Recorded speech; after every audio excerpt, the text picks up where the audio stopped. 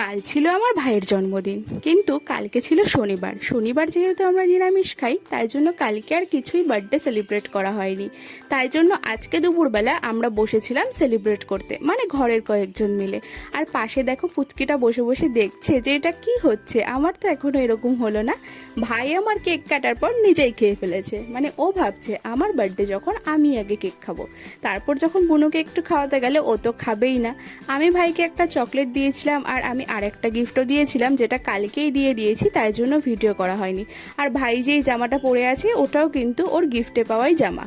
তো আমি এখানে ভাইকে একটু কেক খাইয়ে দিলাম, আর সাইড থেকে ও কেমন উকি মারছে দেখো। ভাই আমাকে কেক খাওয়াতে গিয়ে কত নকশা করছে, মানে ওর যত নকশা যত নাটক সব আমার সাথে। যখনই বলেছি খাবো না, তখন আবার আদর করে খাইয়ে দিচ্ছে। পুচকিটাকে ধরে একটু কেক খাইয়ে দিয়েছিলাম, কিন্তু ওর মনে হয় কেকটা ভালোই লাগেনি। তো এই ছিল আমাদের মিষ্টি বার্থডে সেলিব্রেশন। তো চলো